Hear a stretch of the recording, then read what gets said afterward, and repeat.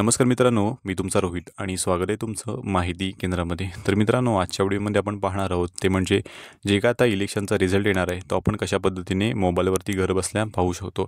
त्याचे दोन पर्याय आहेत, एक म्हणजे ॲपच्या माध्यमातून आणि दुसरा आहे ते म्हणजे एक वेबसाईटच्या माध्यमातून.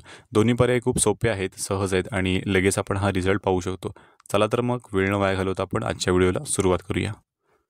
नमस्कार मित्रांनो, तर सगळ्यात पहिल्यांदा आपल्याला प्ले स्टोअरवरती यायचं आहे आणि तिथून वोटर हेल्पलाईन हा जो ॲप आहे तो आपल्याला इथून डाउनलोड करायचा आहे. याची लिंक मी डिस्क्रिप्शनमध्ये देऊन ठेवली आहे. तिथून तुम्ही हा ॲप्लिकेशन आहे तो तुम्ही डाउनलोड करू शकता.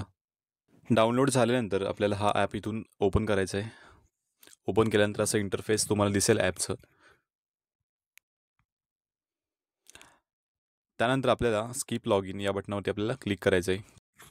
त्यानंतर अशा प्रकारचं जे पेज आहे ते तुमच्यासमोर येईल. ह्याच्यामध्ये तुम्हाला भरपूर असे ऑप्शन दिसतील. त्यापैकी आपल्याला 6वा जो ऑप्शन आहे तो म्हणजे इलेक्शन रिझल्ट्स, त्याच्यावरती आपल्याला क्लिक करायचं आहे. यामध्ये तुम्ही पाहू शकाल की results trends will being at 8 AM on 23 November 2024. याचा अर्थ काय, तर उद्या सकाळी 8 वाजता ज्या प्रकारे मतमोजणी चालू होईल आणि मतमोजणी होऊन जे काही मतं येतील ते आपल्याला या ठिकाणी दिसणार आहेत. याच्या अंतर्गत तुम्ही पाहू शकता म्हणजे एखाद्या पक्ष असेल त्याच्या किती सीट आल्या आहेत किंवा एक स्पेसिफिक आमदार असेल तर त्यांना किती मतं पडलेली आहेत, हे पण तुम्ही बारीक बारीक रिझल्ट ह्याच्यामध्ये तुम्ही पाहू शकता.